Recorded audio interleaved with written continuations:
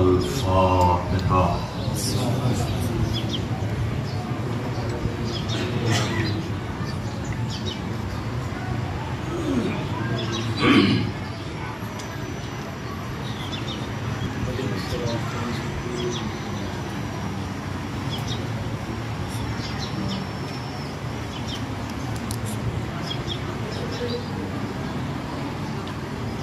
اعوذ باللہ من کل رجیم وعصیم،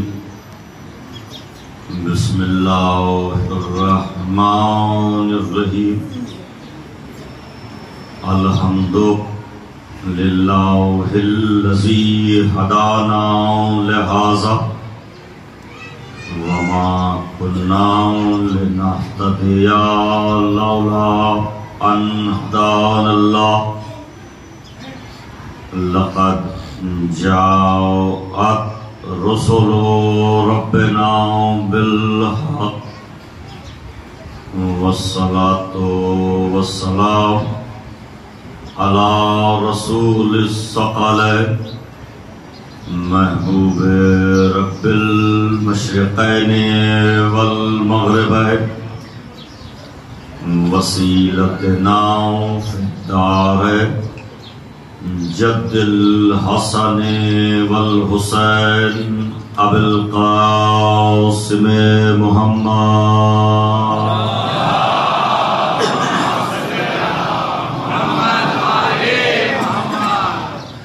وأهل بيته الطيبين الطاهرين المعصومين المظلومين ولعنة الله على أعدائهم أجمعين من الآن إلى قيام يوم الدين۔ أما بعد فقد قال حق سبحانه وتعالى بسم الله الرحمن الرحيم وجعلناهم أئمة يهدون بأمرنا وأوحينا إليهم فعل الخيرات وإقام الصلاة وإيتاء الزكاة وكانوا لنا عابدين۔ صلاة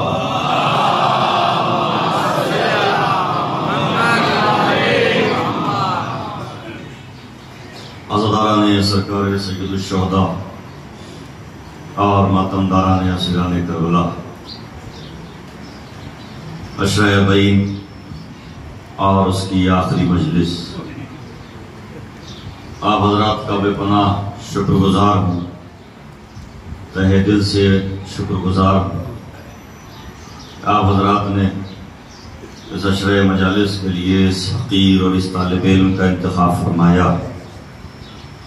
پھر اس بات پر شکر گزار ہوں کہ آپ نے میری کتبت بیانیوں کو شرف سماعت عطا فرمایا اور میری گزارشات کو آپ نے قبول و منظور فرمایا۔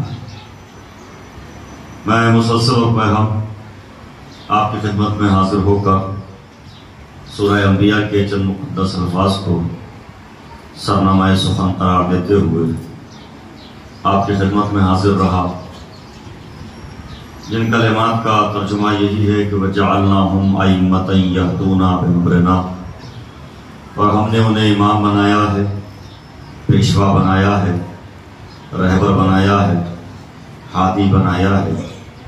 وہ ہدایت کرنے کے لیے آئے ہیں، ہمارے امر سے ہدایت کرتے ہیں۔ ہم نے ان پر وحی کی ہے، فعل خیرات کی، اقام الصلاۃ نماز قائم کرنے کی اور زکوٰۃ ادا کرنے کی، اور یہ وہ ہے جو ہمارے پرانے عبادت گزار ہیں۔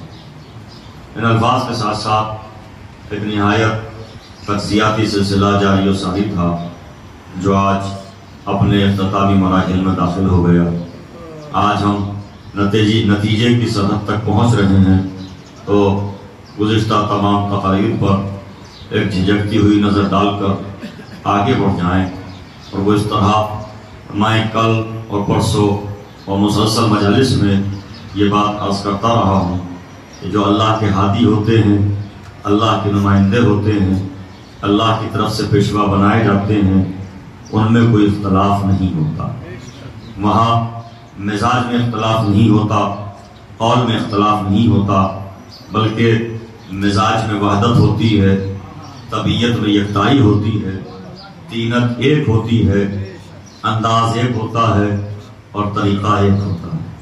وہ جاگتے ہیں تو ایک طریقے سے، وہ سوتے ہیں تو ایک طریقے سے.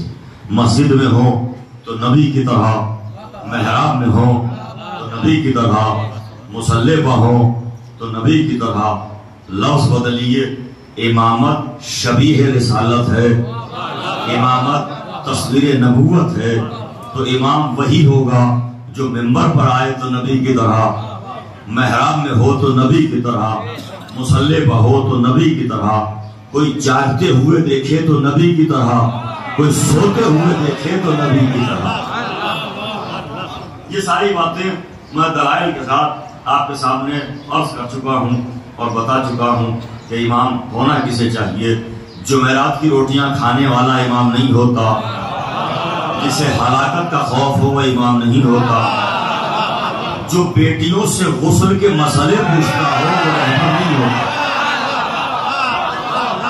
رہبر وہ ہوتا ہے جو ترجمان وحی ہوتا ہے، اللہ کا نمائندہ وہ ہوتا ہے جو اللہ کی مشیت کا ترجمان ہوتا ہے. بلکہ ایک جملہ ہدیہ کروں، امام وہ ہوتا ہے جو ظرف مشیت پروردگار ہوتا ہے، جس کے اندر اللہ کی مشیتیں رہتی ہیں، اسے امام کہا جاتا ہے. آپ دیکھیے، جاگتے ہیں تو نبی کی طرح، سوتے ہیں تو نبی کی طرح. آپ ذرا سا غور کیجئے اس مرحلے پر. حدیث ہے، من آرانی فقد آرانی. جس نے مجھے خواب میں دیکھا اس نے مجھے دیکھا، کسی اور کو نہیں دیکھا. بڑی توجہ اور خصوصی توجہ. میں نے خواب میں آپ کو دیکھا، آپ نے خواب میں مجھے دیکھا. ہم گناہگار خواب میں ایک دوسرے کو دیکھتے ہیں تو ضروری نہیں کہ ہم خواب میں ایک دوسرے کو دیکھیں. میں آپ کی خواب میں آیا ہوں، ضروری نہیں میں ہی آیا، اس لیے کہ میری شکل میں شیطان بھی آ سکتا ہے. ذرا جگائیے ذہنوں کو. اور معصوم فرما رہے ہیں، من آرانی فقط آرانی. یہ تمہارا معاملہ ہے کہ تم میں سے کسی نے ایک دوسرے کو خواب میں دیکھا تو ضروری نہیں کہ تم ہی خواب میں آئے. شیطان بھی خواب میں کسی کی شکل میں آ سکتا ہے، لیکن اگر تم نے ان 14 میں سے کسی ایک کو دیکھا تو یقین کرو انہی کو دیکھا، اس لیے کہ شیطان ان کی شکل میں آ نہیں سکتا. اللہ اکبر. شیطان ان کی شکل میں آ نہیں سکتا. اگر معصوم کو دیکھا ہے تو معصوم ہی کو دیکھا. راوی کا بیان ہے کہ میں نے خواب میں دیکھا سرکار دو عالم، حضور پرنور، سید المرسلین، خاتم النبیین، جان کائنات، روح دو عالم، ثمرہ شجر خلت، ماخذ ممکنات، حضور پرنور منبر پر تشریف فرمائے. خواب میں دیکھ رہا ہے. راوی کہتا ہے میں آگے بڑھا، مسجد میں منبر ہے، منبر پر رسالت کاملہ جلوہ فگن ہے. میں نے جا کے سلام کیا، جواب سلام ملا. ادھر ایک تشت رکھا ہے، ٹوکری رکھی ہے، کہا لو کھجورے. پیغمبر کے ہاتھوں سے ملنے والا تبرک دامن میں سمیٹا. آنکھ کھلی، خواب ہی میں دیکھا کہ کھجورے کتنی ہے، کہا 18 کھجورے. آنکھ کھلی، پتا چلا ہمارے شہر سے کسی امام کا گزر ہو رہا ہے. اس کا گزر ہو رہا ہے جو رسالت کی شبیہ ہے. امام وقت گزرنے والا ہے، اپنے زمانے کا علی گزرنے والا ہے، سلطان مشہد گزرنے والا ہے، شاہ خراسان گزرنے والا ہے، ضمانتوں کا امام گزرنے والا ہے. اللہ اکبر. ضمانتوں کا امام گزرنے والا ہے. پتا چلا کہ فلاں مسجد میں امام تشریف فرما ہے. راوی کہتا ہے میں قریب گیا تو جس انداز سے عالم خام میں حضور کو بیٹھا ہوا دیکھا تھا، انداز بھی نہیں بدلا، پہلو بھی تبدیل نہیں ہوا، طریقہ وہی، انداز وہی، لہجہ وہی، فصاحت وہی، بلاغت وہی، انداز وہی، رفتار و گفتار وہی. اسی انداز سے بیٹھے ہیں، اسی انداز سے خطبہ ارشاد فرما رہے ہیں. وہ خواب کا واقعہ تھا، یہ بیداری کا واقعہ ہے. راوی کہتا ہے میں نے سلام کیا، میں آگے بڑھا، جیسے نبی نے جواب دیا تھا ویسے جواب ملا، جیسے نبی نے کھجوریں عطا کی تھی ویسے کھجوریں ملی. میں نے گنا تو نہ 19 کھجوریں ہیں نہ 17 کھجوریں ہیں. ولی کا بیان ہے. میں نے کہا سرکار کچھ اور عطا کر دیجئے. کہا اگر عالم خام میں نبی نے کچھ عطا کیا ہوتا.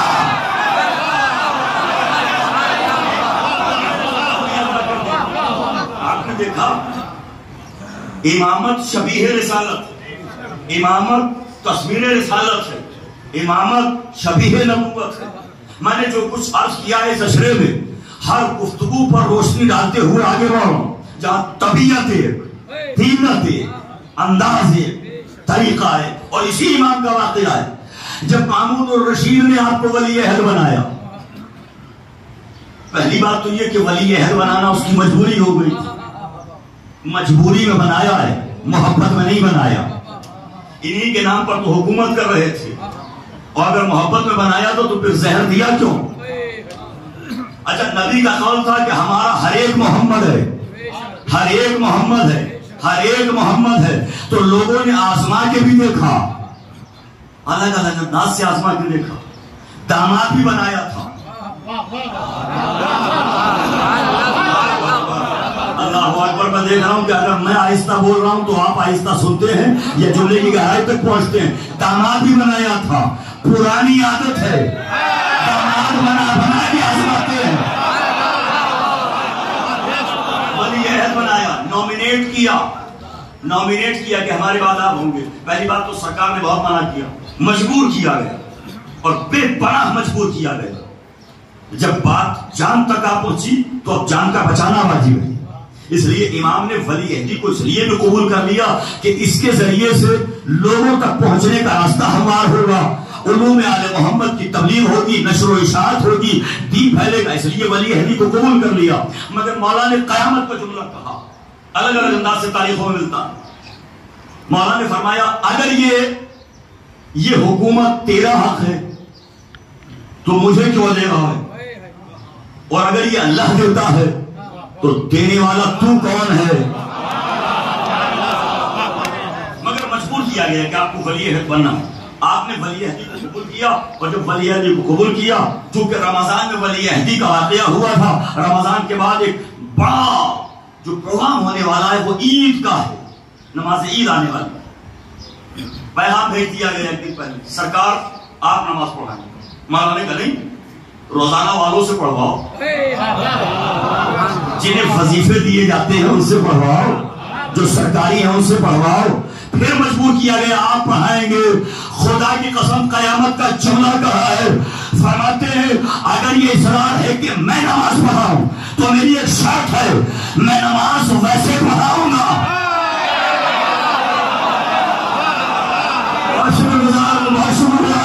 میں نماز ویسے پڑھاؤں گا جیسے حضور پڑھاتے تھے. یہ جملہ بتا رہا ہے کہ معمول کے زمانے تک آتے آتے نمازیں کتنی بدل گئی، عبادتیں کتنی تبدیل ہو گئی. اور جملے پر توجہ، نتیجے کا جملہ حاصل کر رہا ہوں. میرے مولا میرے ماں باپ آپ پر قربان، میری نسل پر قربان، میری جان آپ پر قربان، میری قوم آپ پر قربان، میرا قبیلہ آپ پر قربان. آپ نے کیا بھرپور رخسار پر تماچا لگایا ہے یہ کہہ کر کہ میں رسالت والی نماز پڑھاؤں گا. بتا دیا حکومت کی نماز، رسالت کی نماز. آج کی مجلس میں نتائج، اور صرف نتائج کی طرح متوجہ کر رہا ہوں. بتا دیا حکومت کی نماز اور ہے، رسالت کی نماز. میں نے جتنی تقریریں کی ہیں اگر آپ کے ذہن عالی میں ہو تو میں تو کڑی سے کڑی ملا رہا ہوں. یہ چوتھا علی ہے، بہت شکر گزار جس نے قید لگائی کہ رسالت والی پڑھاؤں گا، ریاست والی نہیں پڑھاؤں گا، حکومت والی نہیں پڑھاؤں گا. اب تاریخ کو تاریخ سے ملا لو. پہلے علی نے نماز پڑھائی تھی تو کسی سچے صحابی نے کہا تھا آج وہ نماز پڑھی ہے.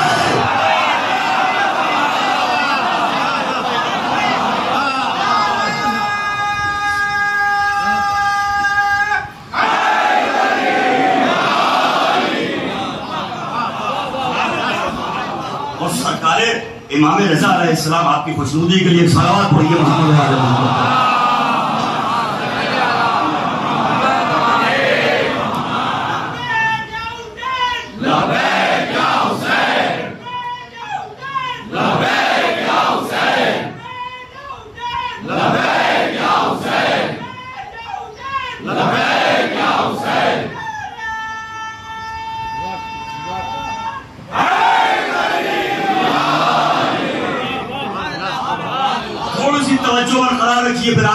مزاج کے مطابق آ رہا ہوں.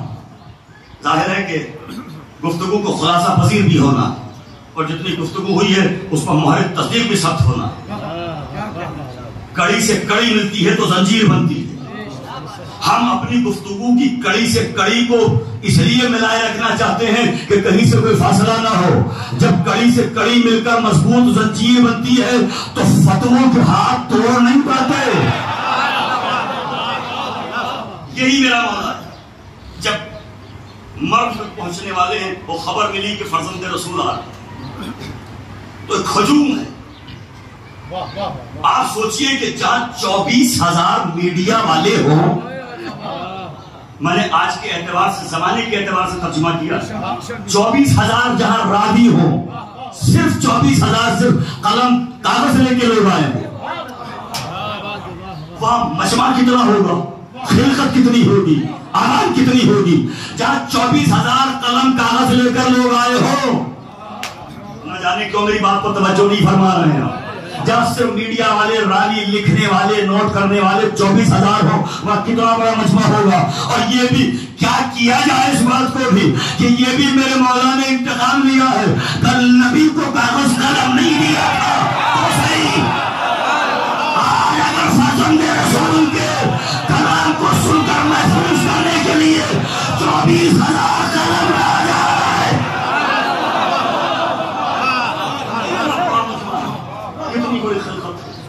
امام نے جب امام کی سواری پہنچی ہے نشپور, ہجوم ہے, آواز آ رہی ہے سرکار جلوہ رسالت دکھائیے, جلوہ نبوت دکھائیے, ہم سرکار کا جلوہ دیکھنا چاہتے ہیں. یہ عاشق اس لیے جمع ہوئے ہیں, جانتے ہیں کہ امام رسول کی شبیہ ہے. ایمان کو دیکھو, نبی کو دیکھا, ایمان کو دیکھو, رسول کو دیکھا. یہ سب جمع ہوئے اور جب ہجوم ہوا اور سواری درمیان سے گزری اور آواز آئی کہ اب جلوہ رسالت کا دیدار کرائیے, زیارت کرائیے. ایک مرتبہ محمل سے پردہ ہٹائے, اشتیاق اور بڑھا, زیارت کا شوق اور بڑھا. لوگوں نے کہا سرکار چہرہ تو دیکھ لیا پیغمبر کا, لہجہ اور سنائیے حضور کا, الفاظ اور سنائیے حضور کے.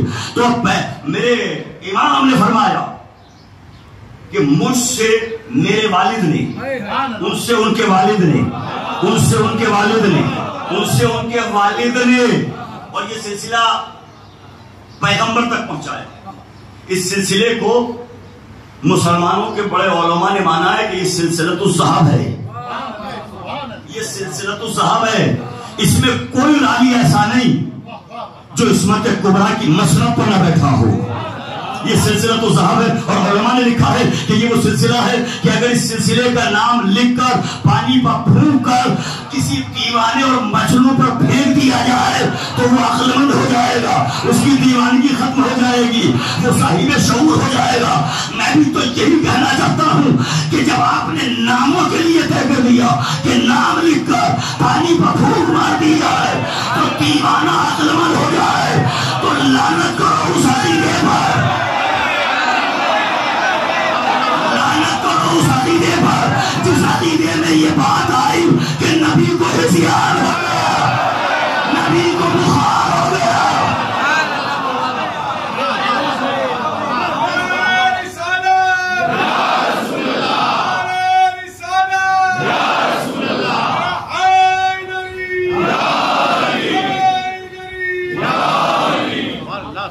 اس کے بعد مجمع بے چین ہے, مشتاق دیدار ہے, متمنی زیارت ہے, چاہتا ہے کہ جلوہ رسالت کی زیارت کی جائے. دیکھا کہ سرکار کچھ کلام بھی سنائی. اب آپ نے بتایا یہاں سے یہ سلسلہ مجھ سے میرے والد نے, اور وہاں تک کا سلسلہ اوپر تک لوح محفوظ تک کا سلسلہ سنایا. کیا فرمایا کہ لا الہ الا اللہ حسنی, لا کلمہ توحید میرا قلعہ ہے. بڑی توجہ برقرار رکھیے گا, نوجوانوں سے کہہ رہا ہوں, بزرگوں کی خدمت میں جسارت نہیں کر رہا ہوں. لا الہ الا اللہ حسنی, کلمہ توحید خدا کہتا ہے کہ میرا قلعہ ہے. من دخل حسنی آمنا من عذابی, جو میرے قلعے میں داخل ہو جائے گا وہ میرے عذاب سے مامون و محفوظ ہو جائے گا. پردہ گرا، ساری 2 قدم نہ پڑھی تھی کہ پھر پردہ ہٹا، اور اس کے بعد کہیں مسلمان مطمئن نہ ہو جائے ادھورے کلمے پر.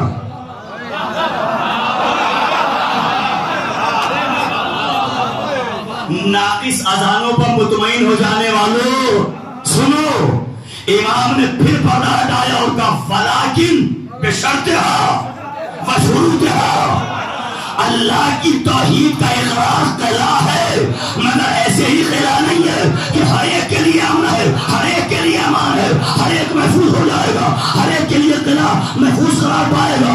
اس کی ایک شرط ہے اور بہت ساری شرائط ہے. وَأَنَا مِن شُرُوطِهَا، اور ان شرطوں میں ایک شرط میں بھی ہوں. ایک شرط ہے اور بہت ساری شرائط ہیں. شرط اور شروط، شرط واحد، شروط جمع. امام نے کیا فرمایا؟ لا الہ الا اللہ قلعہ ہے، اور اللہ کے قلعے میں پناہ لینے کے لیے صرف کلمہ توحید پڑھ لینا کافی نہیں ہے. صرف کلمہ توحید پڑھنے سے محفوظ نہیں ہو جاؤ گے کہ لا الہ اللہ اللہ اللہ اللہ کی آوازیں بلند کرتے رہو. جو لا الہ الا اللہ کہتا ہے اسے محمد رسول اللہ بھی کہنا ہے. یہ ہے شرط. اور کچھ شرائط ہیں اور میں ان شرطوں میں سے ایک ہوں. بتا دیا خالی اللہ اور نبی کا اقرار کافی نہیں ہے جب تک 12 کا اقرار نہ کیا جائے. اور 12 کا اقرار ایسے نہیں کہ ہم بھی مانتے ہیں، یہ بھی جہاں آیا وہیں ذوق پیدا ہوا. ہمارے یہاں یا حوضے میں مدرسے میں ہم لوگ پڑھتے ہیں تو اس میں قیلہ کر کے ایک اصطلاح، جہاں قیلہ آیا سمجھیے ذوق پیدا ہو گیا کہ ہاں ایک چھوٹا سا یہ بھی قول ہے. ہم تو انہیں بھی مانتے ہیں، یہ بھی بتا رہا ہے کہ کسی اور کو بھی مانتے ہو. اللہ اکبر اللہ اکبر اللہ اکبر. میں کیا کہہ رہا ہوں؟ ہم تو انہیں بھی مانتے ہیں، بھی کیا مطلب؟ یہ گاؤں انہیں ہی مانتے ہیں.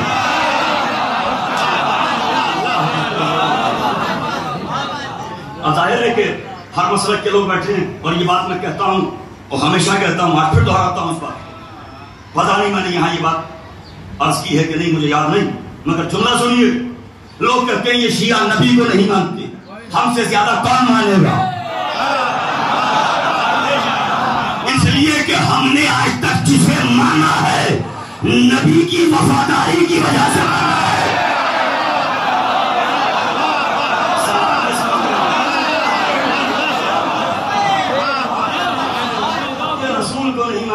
یہ شیعہ نبی کو نہیں مانتے، ہم رسول کو مانتے ہیں، اسی لیے 12 کو مانتے ہیں. ہم سے زیادہ کون مانے گا نبی؟ ہم نبی کو ماننے میں اتنے شدت پسند ہیں کہ جسے مانتے ہیں نبی کی وجہ سے، جسے چھوڑ دیتے ہیں نبی کی وجہ سے. اور دلیل دامن میں رکھتا ہوں، رسول کے 2 چچا ہیں. ابو لہب کو چھوڑا غداری کی وجہ سے، ابو طالب کو مانا وفاداری کی وجہ سے.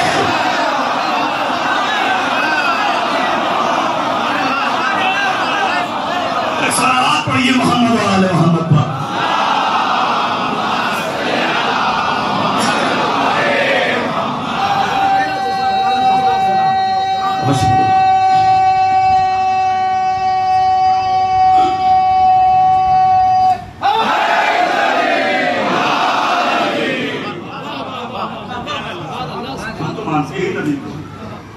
ہم نے جن شہزادوں کو مانا ہے وہ رسالت کے شہزاد ہیں.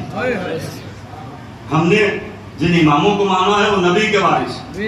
میں رات بھی عرض کر رہا تھا، مولا حسن مصطفیٰ علیہ السلام کے فضائل میں نے آپ کو سنائے اور دونوں شہزادوں کا جو اقدام ہے، جو مقصد ہے، وہ میں نے آپ کے سامنے رکھا. اور چونکہ ہر گفتگو تلخیص پذیر ہو رہی ہے اور خلاصہ پذیر ہو رہی ہے، اس لیے رات کی گفتگو سے بھی متصل ہوتے ہوئے آگے بڑھ جاؤں تاکہ مجھے یہ احساس نہ ہو کہ عشرے میں کچھ باتیں رہ گئیں. حالانکہ کچھ مجلسیں بالکل قطعاً فی الودی ہوئی اور جو کچھ عطا ہوا وہی ادا کیا گیا. شورا بیٹھے ہیں اور میں نے جملہ کہا، جو عطا ہوا وہ عطا کیا گیا، عطا ادھر سے ہے عطا ادھر سے ہے۔ کہا دونوں کے مزاج میں فرق ہے، دونوں شہزادوں کے مزاج میں حسن و حسین علیہ السلام کے مزاج میں فرق پیدا کیا گیا۔ انہوں نے صلح کر لی، انہوں نے جنگ کر لی۔ رات کچھ باتیں میں نے اپنے نوجوانوں کو مثال کے ذریعے اور تاریخ کے ذریعے سمجھائیں تھی۔ اب آئیے، علی بیٹھے ہیں دربار کوفہ میں، دربار سجا، لوگ جمع ہیں، دو عورتیں لڑتی ہوئی آئیں، بچہ ایک ہے، دعوے دار دو ہیں۔ جگاؤ ذہنوں کو، پہلے تو سارے مسلمان مل کر یہ طے کر لیں کہ جب کسی دربار میں دعویٰ ہوتا ہے تو دو شخصیتوں میں ایک جھوٹا ہوتا ہے۔ یہ طے کرنا آپ کا کام ہے، طے کیجئے جھوٹا کون ہے۔ دو خواتین لڑتی ہوئی آئیں، انہوں نے کہا دونوں کا دعویٰ تھا یہ بچہ ہمارا ہے۔ جو چھوٹی تھی وہ بھی کہہ رہی تھی میرا ہے بچہ، جو سچی تھی وہ بھی کہہ رہی تھی۔ بنجر زمینیں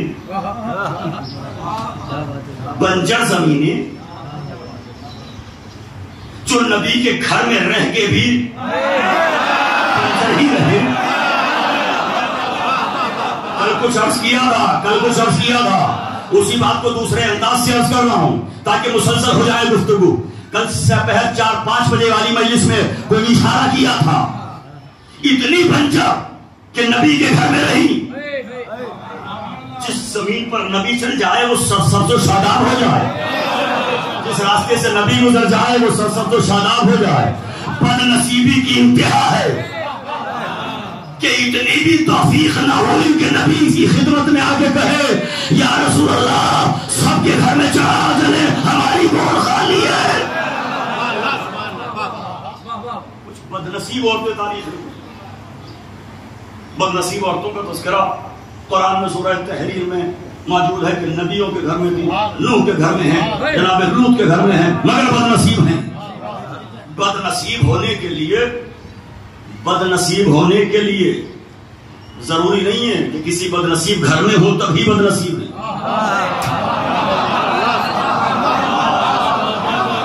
یہ بہت دور تک بات جا رہی ہے، اس پر ذرا سا غور کیجیے، محسوس کیجیے۔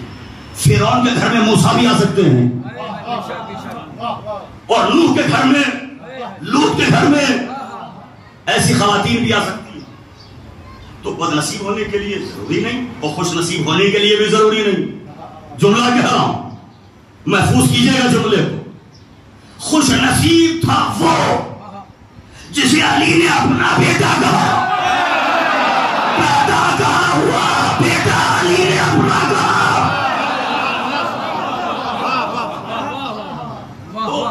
اس کے لیے خوش نصیبی اور بد نصیبی کون کہاں پیدا ہوا، چھوڑیے ان باتوں کو۔ کچھ لوگ وہ ہیں جو اچھے گھروں میں پیدا ہو کر بھی ہیزیان بولنے لگتے، اور کچھ وہ ہیں جو ادھر کوئلے کی کان میں دبے ہیں مگر ہیرے ہیں۔ ہیرے نہ ہوتے تو پھر اس راستے پہ آئے کیوں ہوتے، اس جنگے پہ آئے ہوتے۔ خیر، دو عورتیں لڑتی ہوئی جائیں، دونوں کا دعویٰ ہے کہ بچہ ہمارا ہے۔ علی نے بہت سمجھایا، لہجہ پس حجاب قوسین نے کیسے نہ سمجھایا ہوگا، لیکن جب عورت نہ سمجھنے پائے، عورت نہ سمجھنے پہ جب آ جائے تو پھر علی کی بات بھی سمجھ میں نہیں آتی۔ علی نے بہت سمجھایا، دونوں کو سمجھایا، لڑو نہیں جھگڑو نہیں، مگر انہوں نے کہا نہیں، اچھا سچی تو سچی تھی، اس کو تو دعویٰ کرنا ہی چاہیے تھا۔ یہ جو جھوٹی خامخواہ کر رہی ہے بلا وجہ، جھوٹی ہی زیادہ آ کر اٹھتی ہے، وہ کر رہی ہے میرا ہے بچہ، میرا ہے بچہ، میرا ہے یہ شہزادہ۔ جب بہت دیر ہو گئے سمجھ میں نہ آئی، مولانا کا کمبر لاؤ تلوار، تلوار کا نام آیا، جھوٹی تو اپنی جگہ رہی مگر جو حقیقی ماں تھی وہ تڑپ گئی، وہ تڑپی۔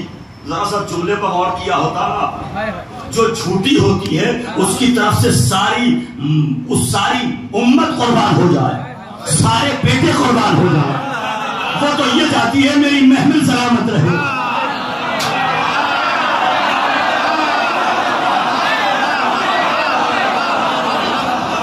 چھوٹی کی طرف سے سارے بیٹے مر جائیں. جب وہ ماں ہے ہی نہیں تو درد کیا ہو, جب ماں ہے ہی نہیں تو تکلیف کیا ہو. مگر جو حقیقی ماں تھی وہ تڑپ اٹھی. اس نے کہا مولا اگر یہ فیصلہ ہے کہ بچے کے 2 ٹکڑے ہوں گے تو پھر میں اپنا دعویٰ واپس لے, یہ بچہ اسے دے دیجیے. پوچھو جا کے سچی سے, پوچھو جا کے سچوں سے کہ کیوں دے دیا. کہ اس کا مقصد اور نظریہ یہ ہے, جنہیں رات کی گفتگو یاد ہے وہ خاموش نہیں ہے, وہ بول رہے اس لیے کہ نتیجے پر آ گیا ہوں میں. رات جو کچھ عرض کیا تھا اسے مزید آگے بڑھایا ہے. سچی ماں کا مقصد یہ ہے اور جذبہ یہ ہے کہ بھلے ہی جھوٹی گود میں رہے, سلامت تو رہے. اللہ اکبر, اللہ اکبر. اب حسن کی سنو پہ اعتراض نہ کرنا. حسن نے حکومت دے دی, اسلام باقی رہے, شریعت باقی رہے. صلوات پڑھیے محمد وآل محمد.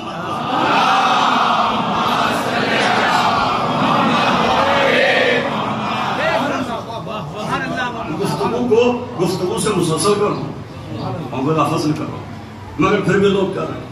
سب دونوں کے مزاج میں فرق. سارا اشرا ایک طرف اور ایک جملہ ہدیہ کرتا ہوں. شاید پورے اشرے پر بھاری ہو ایک جملہ جگا رہا ہوں. اپنے نقطے کی نظامت نہیں کر رہا ہوں, ذمہ داری بڑھا رہا ہوں, ذمہ داری بڑھا رہا ہوں. یہ جو لوگ کہتے ہیں نا آج کل کچھ نوخیز آ گئے ہیں منبر پر, نوخیز صحیح سے پڑھتے لکھتے نہیں اور آ کے منبر پر شعراء کو ٹارگٹ کیا, ہدف ملامت بنایا, خطباء کو, ذاکرین کو, ذمہ دار لوگوں کو ہدف ملامت بنایا اور کہتے ہیں کہ صاحب یہ کیا کہنے کی ضرورت ہے کہ کہاں ہو, مجمع سے کہہ رہے ہیں کہاں ہو, پتا نہیں آپ کو کہاں ہے. یہ منبر سے کہا جا رہا ہے. تم نے قرآن صحیح سے پڑھا ہوتا تو یہ اعتراض نہ ہوتا. اللہ موسیٰ سے پوچھ رہا ہے ماں تل کا بھی یدی ہے, ماں تل کا بھی ہے یدی کا, ماں اے موسیٰ تمہارے داہنے ہاتھ میں کیا ہے. ترجمہ پڑھ دیتا ہوں, آیت غلط نہ ہو جائے گناہ ہو جائے گا. میرا عقیدہ تو یہ ہے کہ آیت غلط پڑھنا بھی گناہ ہے. اب تو لوگ آیتیں بنا بنا کے پڑھ رہے ہیں. میرا عقیدہ تو یہ ہے کہ آیت غلط بھی نہ پڑھی جائے. موسیٰ سے اللہ کیا کہہ رہا ہے, اے موسیٰ تمہارے داہنے ہاتھ میں کیا ہے. کیا اللہ کو نہیں پتا کیا ہے؟ ارے میں تو استدلال پیش کر رہا ہوں, میں تو شعراء کی اور خطباء کی وکالت کر رہا ہوں جملے میں. کیا آپ کو نہیں پتا؟ اے پروردگار کیا تو نہیں جانتا ہے کہ موسیٰ کے ہاتھ میں کیا ہے؟ اور پھر موسیٰ کہہ رہے ہیں یہ عصا ہے, اس سے میں یہ کام لیتا ہوں. یا پوچھا کیوں گیا کہ کیا ہے آپ کے ہاتھ میں؟ یہ پوچھنا اس لیے ہے تاکہ احساس ذمہ داری بڑھ جائے. ویسے ہی خطیب اور شاعر اپنے مجمع سے پوچھتا ہے کہاں ہو, ذمہ داری کا احساس بڑھایا جاتا ہے. میں اپنے نقطے کی نظامت نہیں کر رہا ہوں, آپ کی ذمہ داری بڑھا. شاید اس سے بڑا جملہ میں نے پورے اشرے میں نہ کہا ہو, اس سے بڑا جملہ شاید میں نے پورے اشرے میں نہ کہا ہو. میرے مولا حسن مجتبیٰ پر میری جان قربان, نسل قربان, اولاد قربان, ماں باپ قربان, اس لیے کہ حسن اس امام کو کہتے ہیں جو حسین جیسے امام کا امام ہے.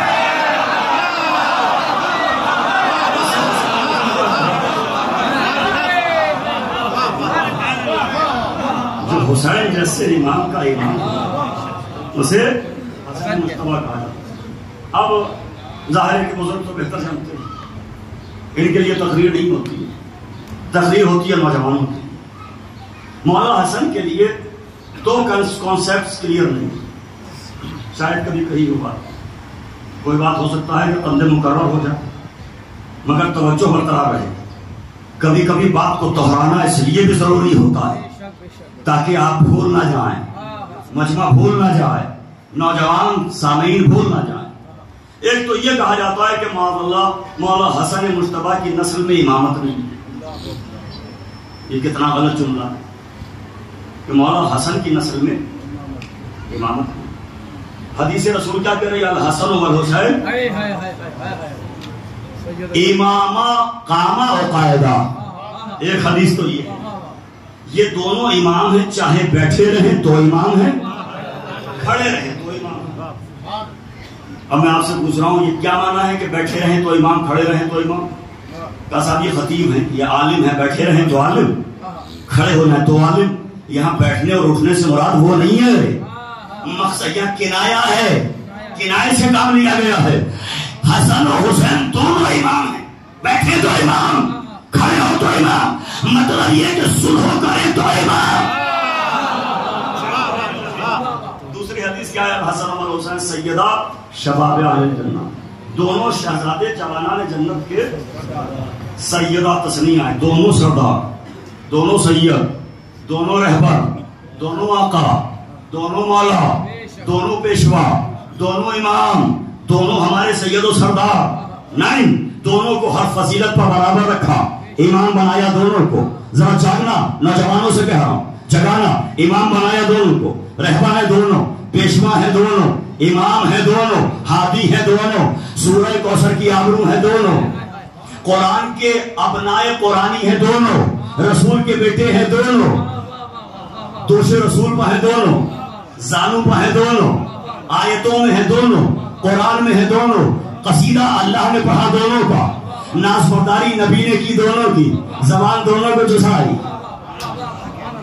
اب یہاں رکا ہوں، مجھے حیرت تو یہی ہوتی ہے کہ جنہوں نے زبان چوسی ان سے تو بات لی نہیں جاتی. جو پہنچ گئے سلام ہے. یہ کون ہے؟ یہ کون ہے؟ زبان رسالت نے اپنی انہیں دے دی ہے، اپنی زبان رسالت نے انہیں دے دی. اور جس سے بہت ساری حدیثیں لی، 9 واحد مسلمان،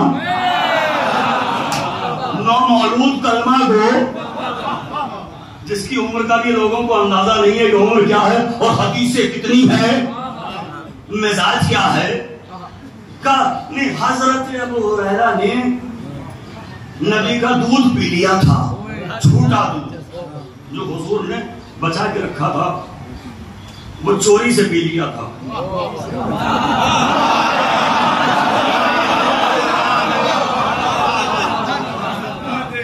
کیا غور نہیں کیا آپ نے؟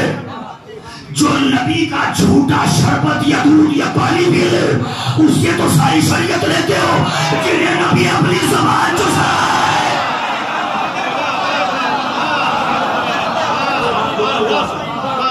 زبان دونوں کو عطا فرمائی ہے نا.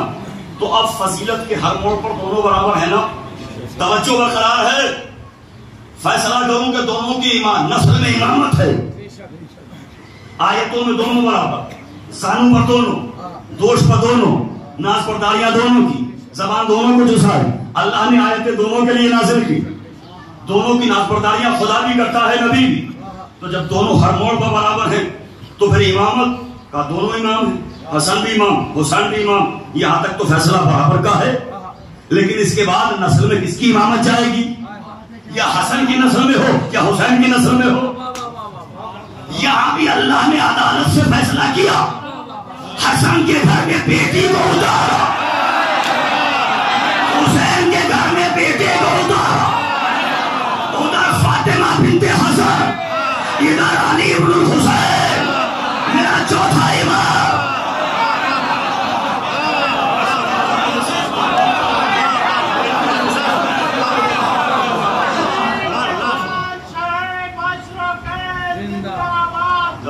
بلند آواز سے کہو حسین زندہ باد. بلند نعرہ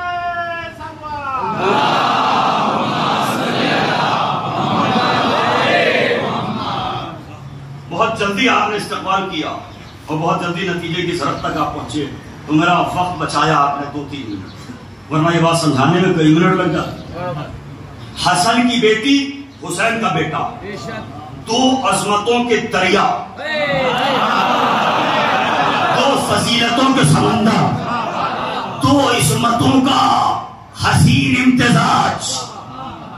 آج سوال بنایا گیا، بتاؤ بچوں سے پوچھا گیا وہ ایمان کون سا ہے جو خود بھی امام، باپ بھی امام، نانا بھی امام، دادا بھی امام؟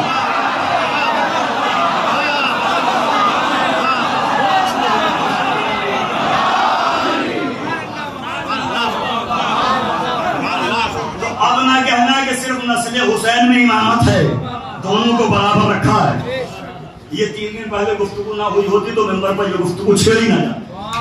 میں نے زیادہ تر گفتگو وہی کی جس کی میں نے ضرورت محسوس کی، اور میں نے دیکھا کہ فی الحال ان موضوعات کی ضرورت ہے، اس لیے ممبر پر انہیں چھیڑا جائے، اٹھایا جائے۔ لوگ کہہ رہے ہیں حسین کی نسل میں امامت ہے، حسن کی نسل میں نہیں۔ تم دختری نسل کے قائل ہوتے تو پتا چلتا ہے۔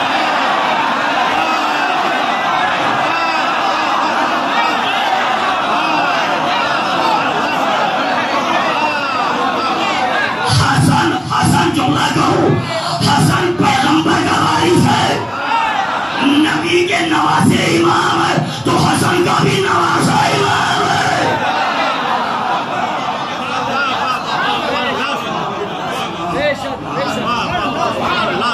دوسرا کانسیپٹ یہ ہمارے نوجوان نے کبھی کبھی ذرا اس انداز سے سوچنے لگتے ہیں اور دشمنوں کی سازش میں کہیں نہ کہیں کوئی نہ کوئی الجھ ہی جاتا ہے۔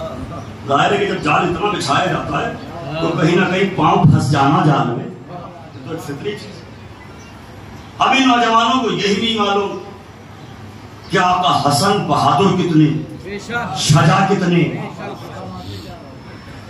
حالانکہ جملہ بھی میرے نزدیک بہت کمزور جملہ ہے جو کہہ رہا ہوں، مگر سمجھانے کے لیے کبھی کبھی کہنا پڑتا ہے۔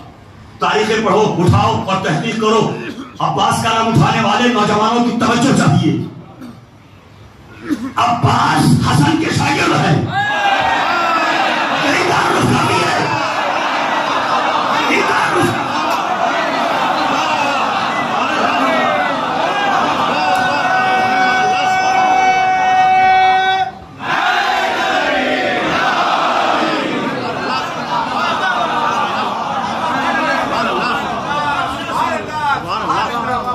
کہہ کے پڑھ رہا ہوں، عرض کر چکا ہوں کہ کوئی بات ہو سکتا ہے کہ بند مقرر ہو جائے۔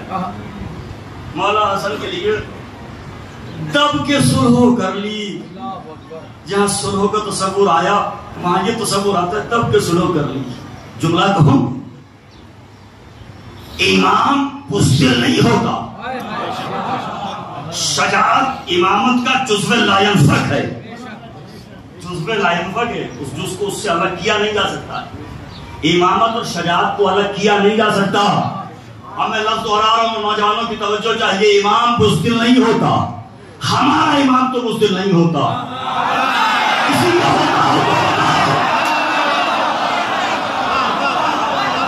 جسے اللہ بنا کے بھیجتا ہے وہ بزدل نہیں ہوتا۔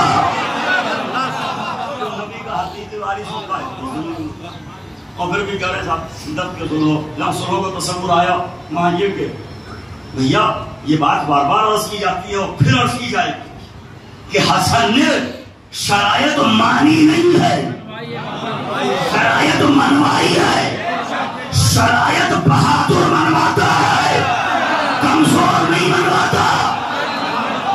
اور وہ بھی اس انداز سے شرائط منوا لینا کہ دشمن نے خود اپنے کو سرنڈر کیا۔ دین کیا کہتا ہے؟ خون خرابہ نہ ہو، خونریزی نہ ہو، مسلمانوں کا قتل عام نہ ہو، انسانیت محفوظ رہے، غیر مسلم بھی محفوظ رہیں، یہی تو چاہتا ہے دین، اسلام یہی تو چاہتا ہے نا۔ تو جب سامنے والے نے خود ہی گھٹنے ٹیک کر کاغذ اور قلم بھیج کے کہا ہم نے سائن کر دیے جو چاہیں آپ شرائط لکھ دی، اس سے بڑھ کے جیت اور کیا ہو سکتی ہے؟ بھیا مولا حسن نے قلم سے ذوالفقار کا کام لے لیا۔ اور خدا کی قسم یہ بھی کتنا بڑا انتظام ہے۔ کل میرے نانا نے مانا تھا نہیں لیا، آج کاغذ قلم لے کے خدا رہے ہو۔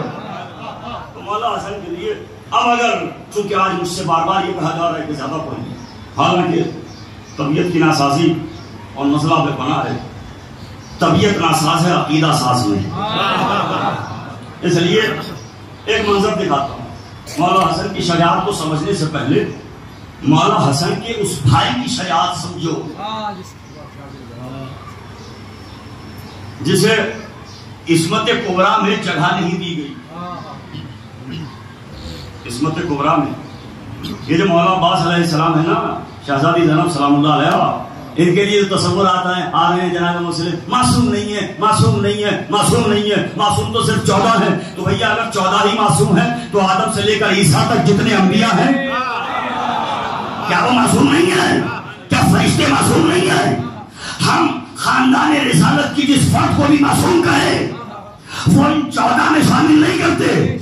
جیسے آدم، نوح، ابراہیم و اسماعیل اور فرشتے معصوم ہیں درجات کے اعتبار سے. اب آپ تو خاموش رہ گئے جو ہے، اس کا مطلب آپ کو دلیل چاہیے.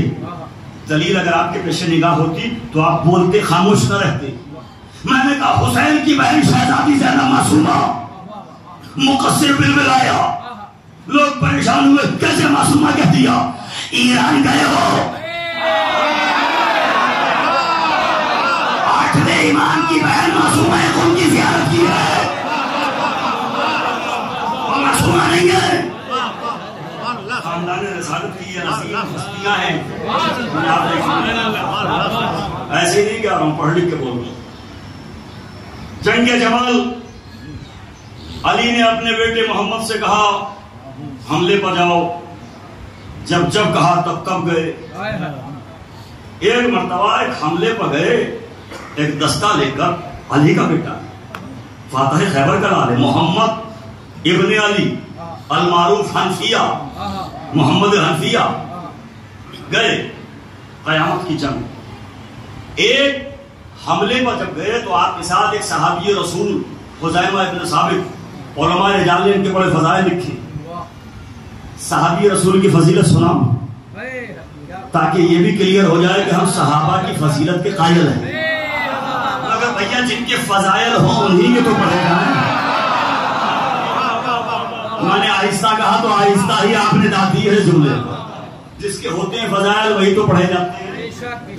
اور یہاں چونکہ ہر مسلک کے لوگ ہیں، ہم پر یہ الزام ہے یہ صحابہ کو برا کہتے ہیں.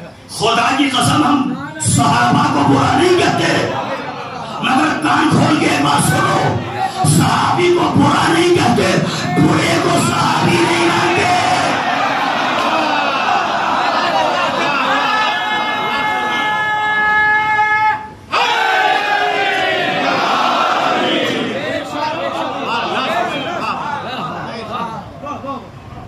خزیمہ ابن ثابت محمد حنفیہ کے ہم رکاب ہیں.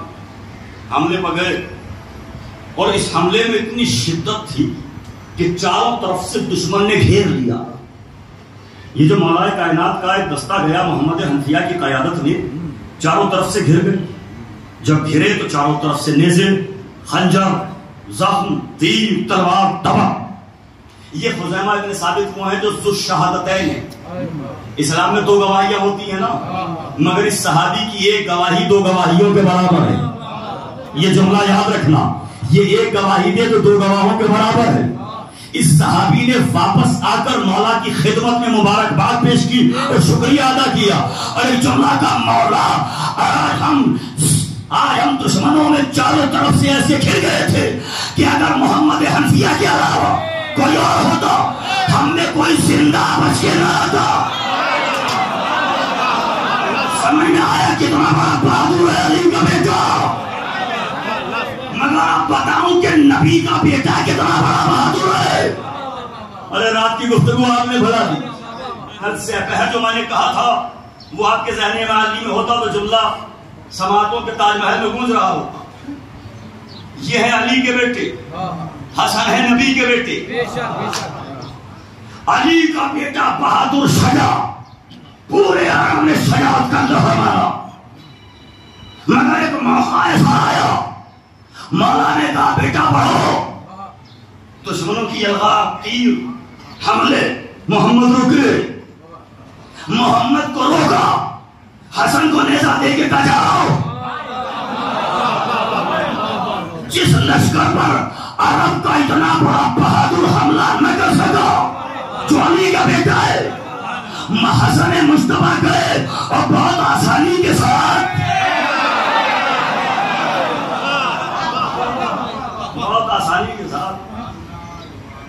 اونٹ تک پہنچ گئے.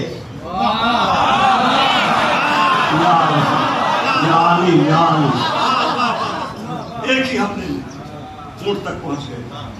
تو جملہ کہنے کو جی چاہتا ہے سارے عرب کی شجاعت جسے بہادر مانے وہ محمد حنفیہ ہے.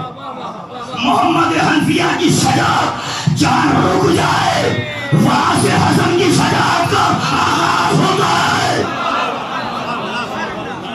صفین کے میدان میں آؤ. پانی بند کیا. شام کے لشکر نے علی کے لشکر پر پانی بند کر دیا. پانی بند کرنا ان کی پرانی عادت ہے. جو بیٹے نے کربلا میں کیا وہ باپ نے علی کے لشکر کے ساتھ پانی بند کیا. جب پانی بند ہوا پیاس آتش اور بلبلائے لوگ وہ پریشان ہوئے.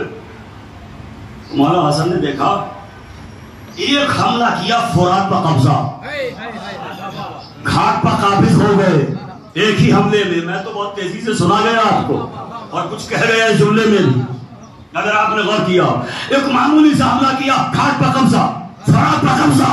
تعجب نہ کرنا اس لیے کہ یہ عباس کے مولا کا بھی مولا ہے.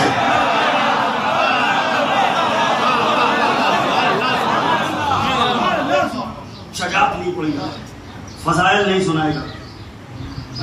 مولا حسن مجتبیٰ علیہ السلام ہمارے لاکھوں سلام یہ رسالت کے شہزادے یہ سیدہ کے لگتے تھے. اور پھر دونوں کا مقصد ایک تھا.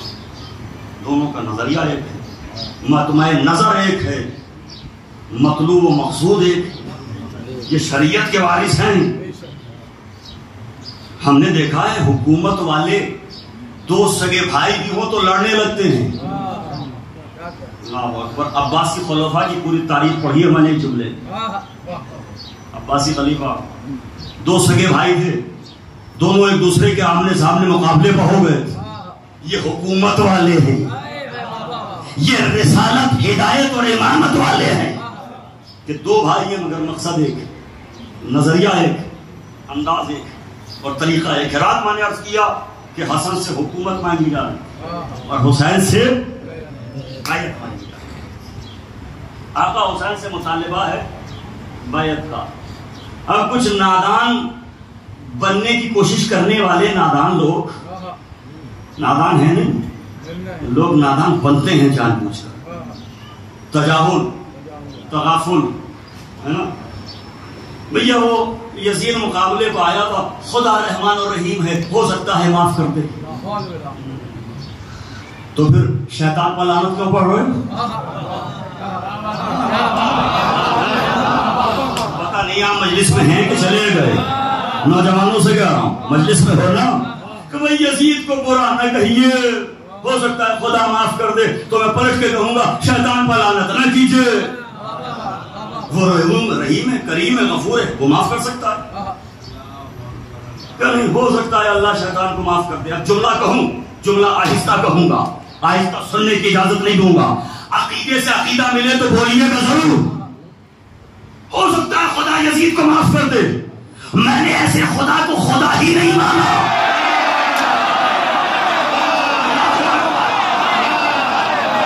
میں اس خدا کو خدا ہی نہیں مانتا جو یزید کو معاف کر دے. اور بھیا پلٹ کے پوچھتا ہوں اگر یزید معاف ہو سکتا ہے تو جہنم کس لیے ہے؟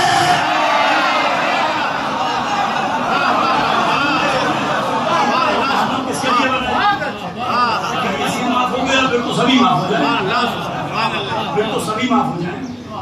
نمرود ہو فرعون ہو شداد ہو تینوں بدبخت.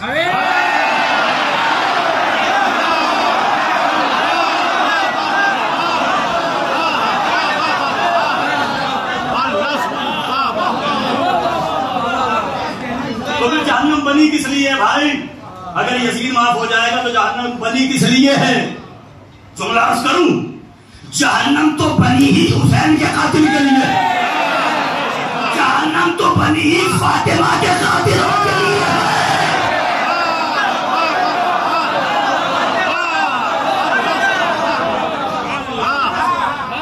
صلوات بآواز بلند پڑھیے محمد و آل محمد.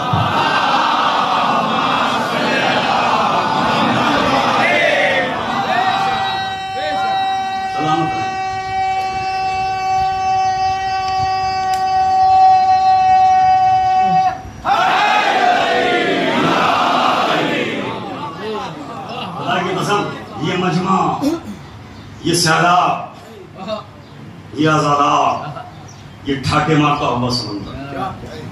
کچھ دیر فرض کیجئے یہ مجلسیں نہ ہو، سوچئے کچھ دیر فرض کیجئے یہ مجلسیں نہ ہو، سارا جہاں حسین کا قاتل دکھائی دے، سارا جہاں حسین کا قاتل دکھائی دے، سارا جہاں حسین کا قاتل دکھائی دے. یہ جو مجلس میں ذاکرین آپ سے کہتے ہیں، آپ کو بزرگوں نے سکھایا ہے کہ ہاتھ اٹھا کے داد دینا ہے. واہ واہ سبحان اللہ، اس کے بڑے فلسفے ہیں. ایک تو ٹیچر جب کلاس میں بلاتا ہے نا، جسے سبق یاد ہوتا ہے پہلے آتا ہے.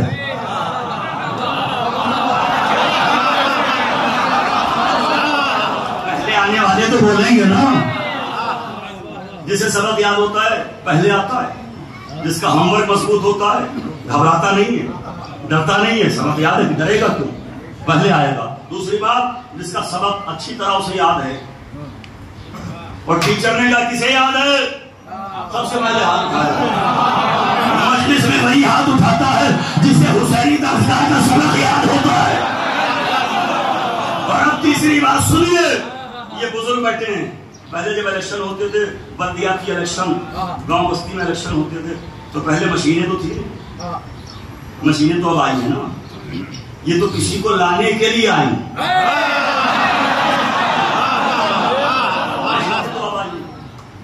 یہ مشینیں آئیں تاکہ مشینوں کا صحیح استعمال ہو سکے. مشین وہی نہیں ہوتی جس کا بٹن دبایا جاتا ہے. کچھ مشینیں وہ بھی ہوتی ہیں جن کی آنکھیں بھی ہوتی ہیں، جن کے کان بھی ہوتے ہیں، مگر نہ اپنی آنکھوں سے دیکھتے ہیں نہ اپنے کانوں سے سنتے ہیں. وہ بھی تو مشینیں ہی ہوتے ہیں. مشینیں تو اب آئی. کل کے زمانے میں کیا ہوتا تھا؟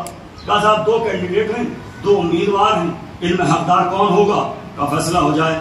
ایک ادھر بیٹھا ایک ادھر. ہاتھ اٹھوائے گئے، بتاؤ کون کس کی طرف ہے؟ جو جس کی طرف ہوتا تھا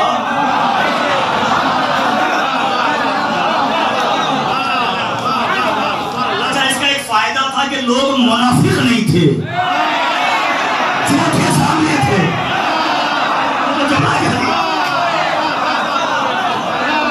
یہ ہاتھ اٹھانے کا کانسیپٹ سمجھ میں آیا.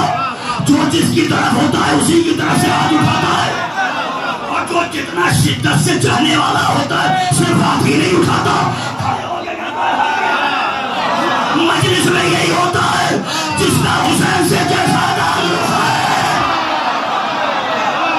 لبیک یا حسین، لبیک یا حسین، لبیک یا حسین، لبیک یا حسین، لبیک یا حسین، لبیک یا حسین، لبیک یا حسین، لبیک یا حسین.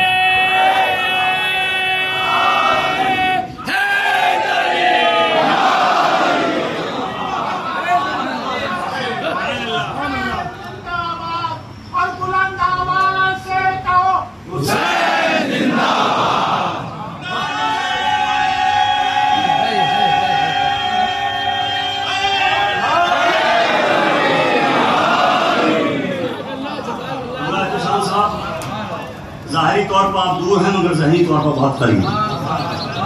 یہاں قرب معنوی کی بات ہے، اس لیے بڑی خصوصی توجہ اور انتخاب. کہنے والے کو شرم نہیں آتی، کہہ کیا رہا؟ ہو سکتا ہے خدا یزید کو معاف کر دے. یزید حرام زادہ تو کیا معاف ہوگا.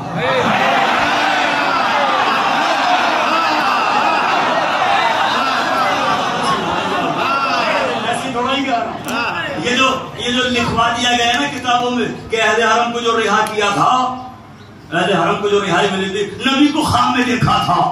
معاف کیجئے گا، نبی حرام زادوں کی خواب میں نہیں آئے.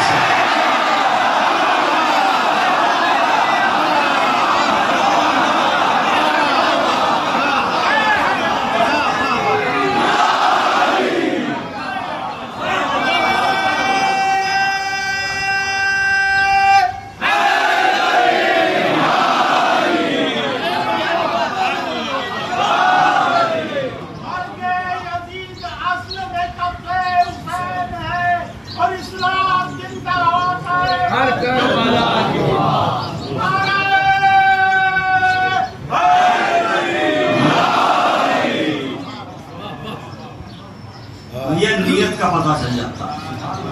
سوال یہ نہیں ٹوٹا کہ بچ گیا شیشہ، سوال یہ ہے کہ پتھر کہاں سے آیا ہے۔ بات کھل گئی کہ تم یزید کے لیے کیسے خیالات رکھتے ہو، تمہارا کیا عقیدہ ہے۔ جہنم میں تو بعد میں جاؤ گے، ہم تمہارے لیے دنیا ہی کو جہنم بنا دیں گے۔ تو صحیح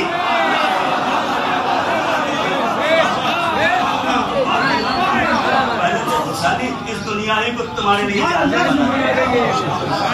لوگوں کی نیت کا اندازہ ہو جاتا ہے، پتہ چل جاتا ہے۔ یہ وہی ہے جو حسین کے دادا کے ایمان پر شک کرتے ہیں، حسین کے دادا کے ایمان پر شک کرتے ہیں۔ کبھی یزید کے دادا کا بھی تو ایمان ٹٹولو۔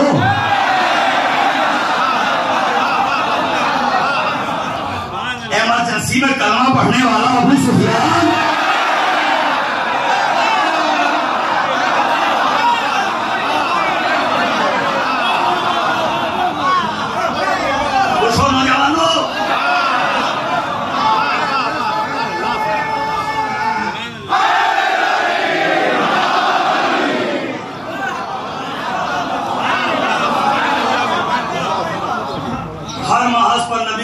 مقابلے پہ آنے والا، شب رسالت کو بجھانے کی کوشش کرنے والا، نبی کا جانی دشمن، اور جب اس نے دیکھا کہ 10,000 کا لشکر لے کے نبی آ گئے، اب کوئی بچنے والا نہیں، علی کی تلوار نکلے گی، تو یہاں سے پالیسی چینج کی کہ صرف ظاہری لباس بدل لو۔ فتح مکہ کے ایمرجنسی کے موقع پر اسلام کے لباس سے اپنے آپ کو ڈھانپ کر، اب ایک شعر پڑھ دوں، خدا کی قسم پوری مجلس پر بھاری ہو جائے، ایک شعر اگر سنا دوں۔ حسین کے دادا کے ایمان پر شک کر رہے ہیں، یہ نہیں دیکھ رہے اگر کوئی میرے دادا کو کافر کہہ دے گھر میں کھسنے نہیں دوں گا، نہیں ہونے دوں گا۔ ابو طالب کے ایمان پر شک کرنے والوں، یہ کیوں بھول رہے ہو کہ جنت حسن و حسین کا گھر ہے۔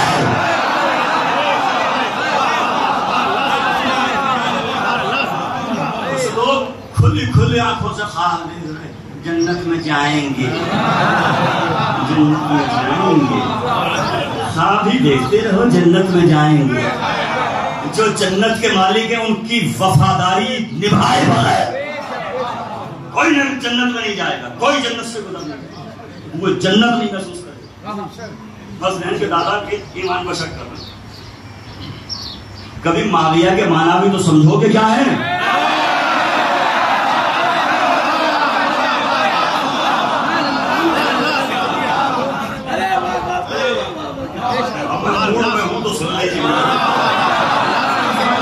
طبیعت بہت خراب تھی مگر طبیعت صحیح کرنے کا نسخہ ہی یہ ہے۔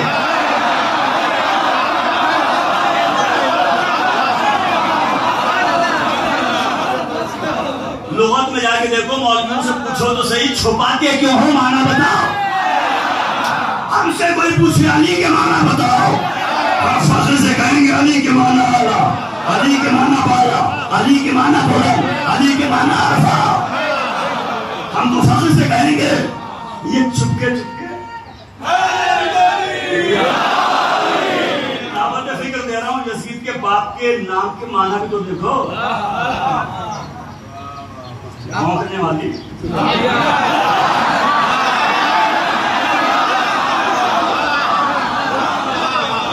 اچھا وہ بھی کتا نہیں کتی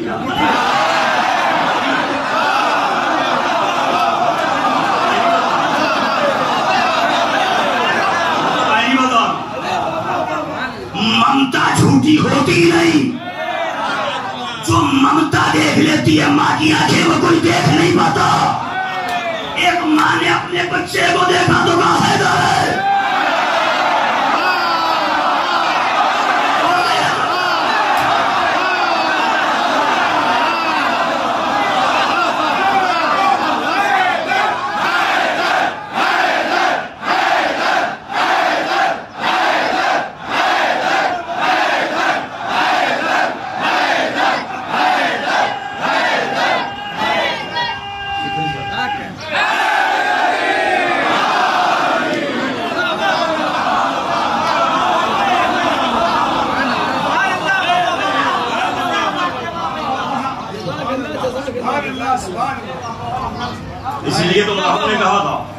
کہ میری ماں نے کہا ہے حیدر نامی سے نہ لڑنا، سب سے لڑ لینا، حیدر نامی سے نہ لڑنا۔ خیبر کی جنگ کافروں سے نہیں ہے، یہودیوں سے ہے۔ اگر جملہ پھر آ رہا ہے، اس جملے کو روکا ہوا نہیں، رئیس الوزیر کا راج صاحب کا جملہ آ رہا ہے۔ خدا ان کے درجات بلند فرمائے۔ خیبر کی جنگ کس سے ہے؟ کافروں سے نہیں، یہودیوں سے۔ تو مرحب کی ماں کیا تھی؟ یہودن۔ یہودن پہلے سمجھ گئی کہ حیدر کے مقابلے بنانا، اور یہ تو اپنا مقدر ہے، یہودن سمجھ جائے، رسول نہ سمجھے۔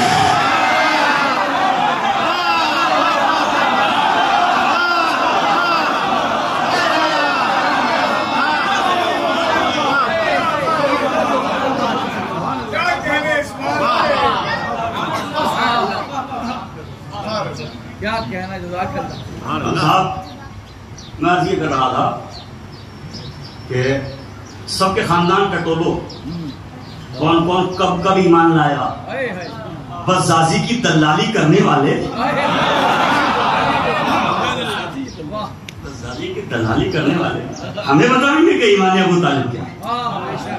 سنو، خصائص علی، امام نسائی، شعیب نسائی کی لکھی ہوئی کتاب، ترجمہ قاری ظہور احمد صاحب، تشریح وضاحت، پاکستان سے چھپی، اردو میں موجود، اردو ترجمہ موجود۔ وہ صاف صاف لکھتے ہیں کہ بھیا ابو طالب کے ایمان پر شک کرنا ہم اہل سنت کا شیوا نہیں ہے، یہ ناسبیوں کا کام ہے، سنیوں کا کام نہیں ہے۔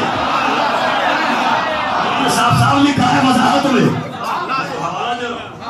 حوالے کے ساتھ بول رہا ہوں۔ ایمان ابو طالب، ایمان ابو طالب، ثابت کرو کون کون لایا ایمان۔ جو بے ایمان تھے ایمان لے آئے۔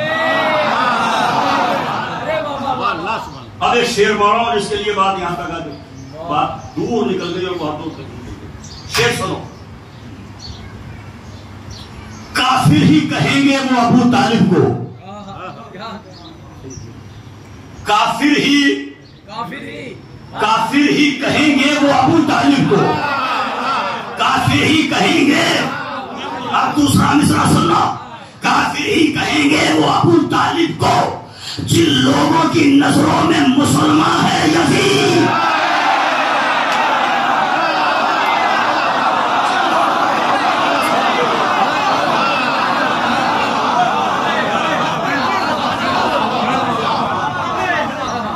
لوگوں کی نظروں میں مسلمان، یزید بھی مسلمان ہو گیا۔ جن کے گھر میں اسلام آیا، جو رضیع الوحی ہیں، جن کے گھر میں قرآن نے آنکھیں کھولی، جن کے دسترخوان پر اسلام کی پہلی دعوت کا دسترخوان بچھایا گیا، ان کے ایمان بدشک اسلام کے محافظ یہ ہیں، اسلام شریعت کے وارث یہ، انہوں نے نوکے نیزہ تک جا کے بتایا۔ فرق محسوس کرو، کون محافظ؟ قرآن کے محافظ، شریعت کے محافظ۔ ابھی تو میں نے کچھ کہا بھی نہیں، آپ رونے لگے۔ طبیعت منقلب، شاید یہی جواب آئے، مولانا آج بھی کچھ کہنے کی ضرورت ہے، اس لیے کہ آج 40 ہے شہدائے کرام۔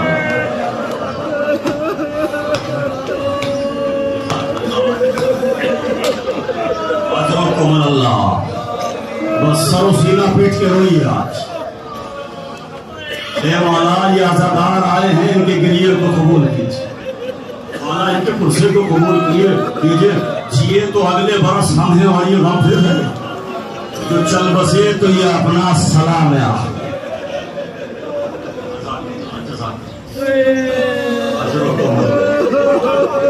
اس کا چہلم ہے، کسی ایک کا چہلم ہو تو بیان کرو۔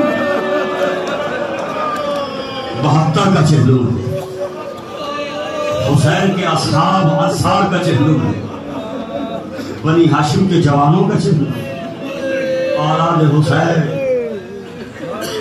اللہ میں قربان ہوں۔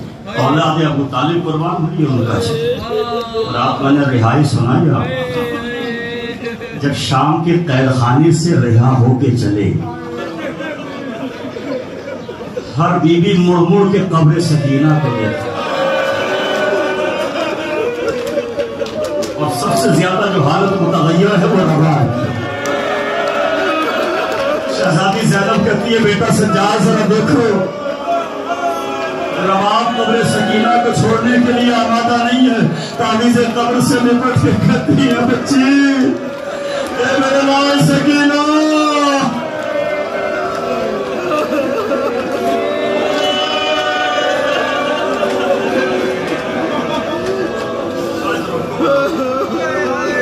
آج یہ قافلہ چلا تو سروں پر چادریں ہیں, آج محملیں ہیں, سیاہ پردے اور سیاہ محملیں ہیں.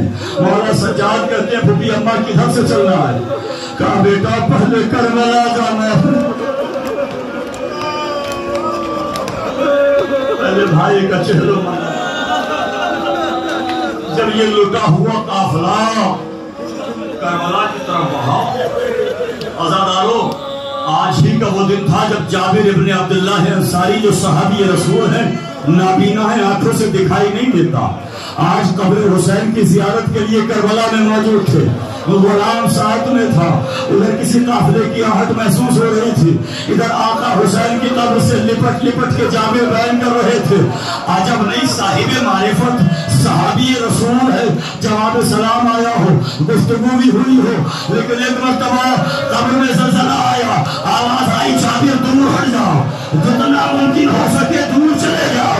جابر قدموں سے لپٹ گئے, قبر سے لپٹ کے کہا مولا کوئی غلطی ہو گئی, تجھے نہیں پتا میری بہن آ رہی ہے.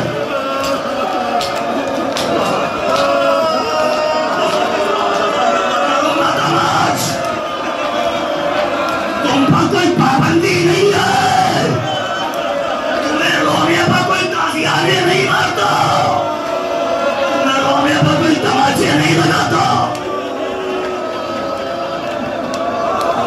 جابر علی کی بیٹیاں نبی کی نواسیاں ہیں.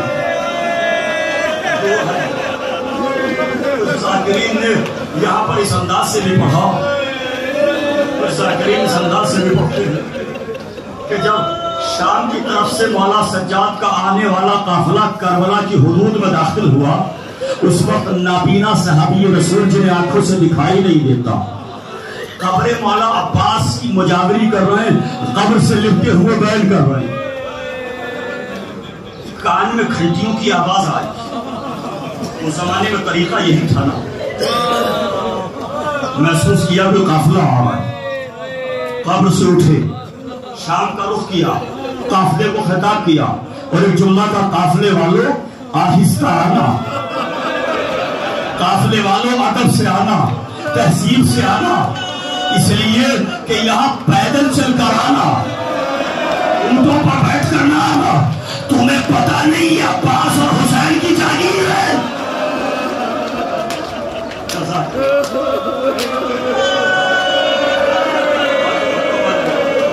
یہ آواز شہزادی کے کان میں پہنچی, شہزادی نے خود کو لطف سے گرایا.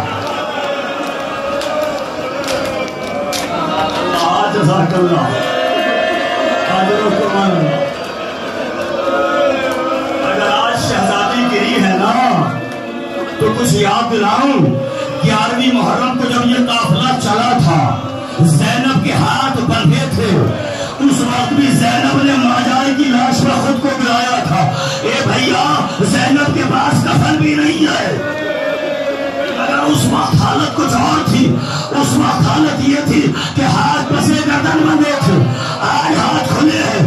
اس وقت کا عالم یہ تھا, سنبھلا نہ گیا, سنبھلا نہ گیا, ہاتھ پسے پشت بندھے تھے, ویسے ہی گری جیسے کہ عباس گرے تھے. جو سمجھ گیا ہے وہ ماتم کرے, ویسے ہی گری جیسے کہ عباس.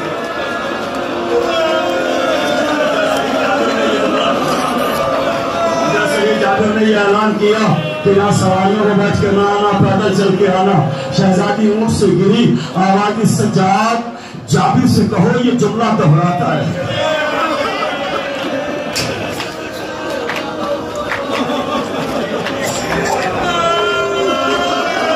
کربلا کی طرف عباس حسین کو خطاب کرتی ہوئی وہی 18 بھائیوں کی بہن آ رہی ہے۔ اب زینب سے پیدل چلنا بھی آ گیا، کئی میل زینب پیدل چل کے آئی ہے۔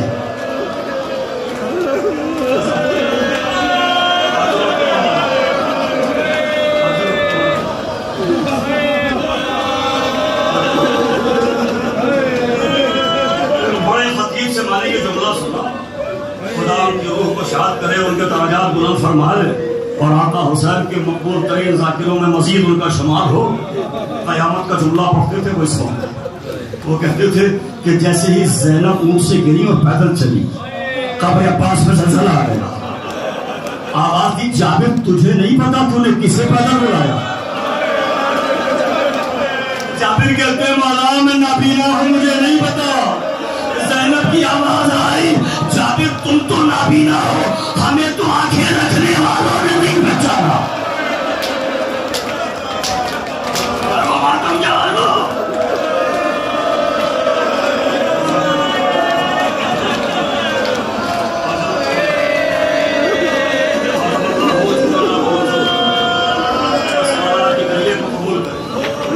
کی مجلس ہے، روتے ہوئے اٹھیے گا، کریا کرتے ہوئے اٹھیے گا،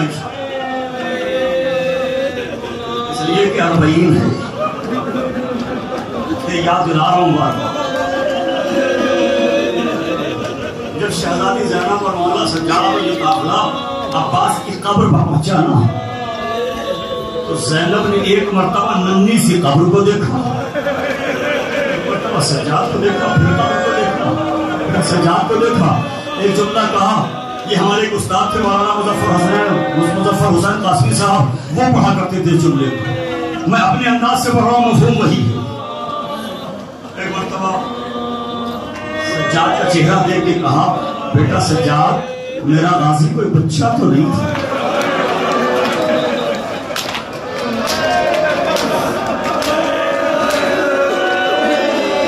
طویل قامت تھا، گھوڑا استعمال کرتا تھا، اس کی قبر تو طویل ہونا چاہیے تھی، ننھی سے قبر کیوں ہے؟ تو مولا سجاد نے حالات بیان کی، اپنے لفظوں میں بیان کرو۔ عجب نہیں، مولا سجاد نے اس انداز سے کہا، بھی اماں یقیناً میرا چچا بہت طویل قامت تھا، 2 رکابہ گھوڑا استعمال کرتا تھا، لیکن جب فرات کے کنارے وصیت کے مطابق آقا حسین نے عباس کو چھوڑ دیا، ظالم جمع ہوئے،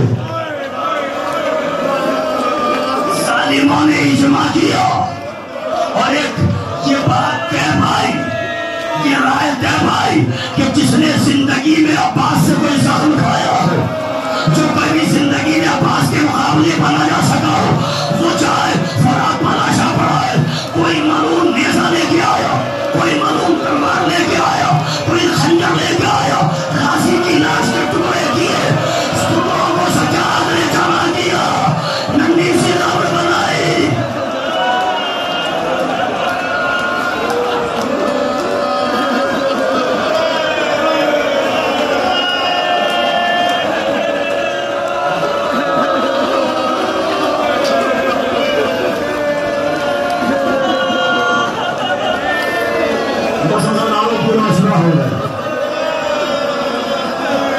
آقا حسین کی شہادت نہیں پڑھے گی، شہادت آج بھی نہیں پڑھ رہا ہوں،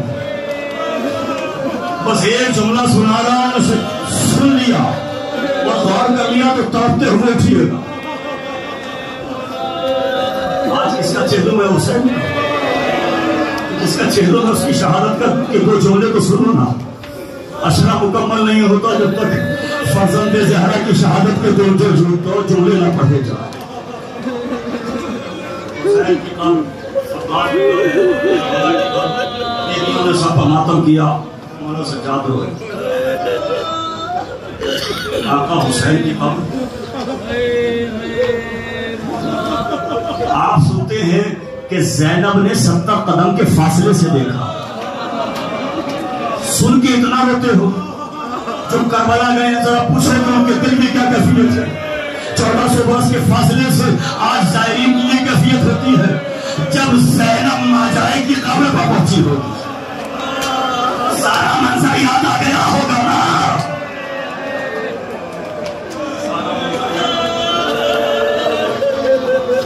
انا قتیل الابرار، آقا فرماتے ہیں مجھے رولا رولا کے خطرے کیا.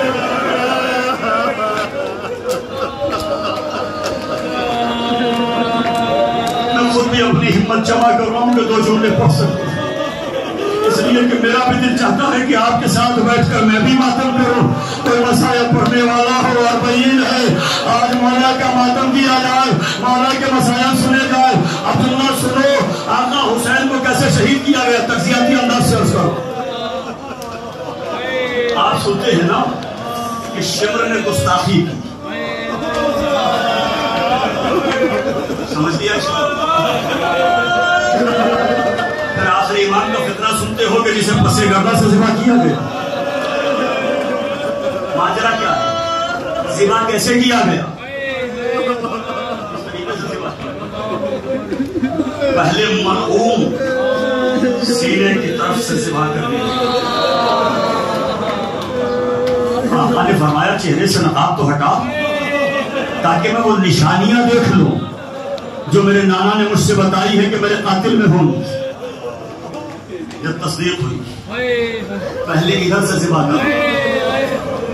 جب آقا حسین نے پورا اس کا شجرہ پڑھا اور بتا دیا کہ نانا رسول نے کیا فرمایا، جلال کی کیفیت میں اس نے آقا کو پلٹ دیا. ارے حسین تو انتظار اسی بات کا کر رہے تھے کہ جبین زمین سے متصل ہو جائے تو شکر کا سجدہ ادا ہو جائے. اب اس ملعون نے پسے گردن سے ذبح کیا. سمجھ گئے نوجوانوں، ادھر سے بھی ذبح کیا ادھر سے بھی ذبح کیا. اور کیسے ذبح کیا میں بتاؤں، یہی مجلس کا آخری جملہ ہوگا. مجلس مکمل ہو گئی. خدا مولا کی توفیقات عذاب کا اور اللہ میں اضافہ فرمائے. آپ نے کسی درخت کاٹنے والے کو دیکھا،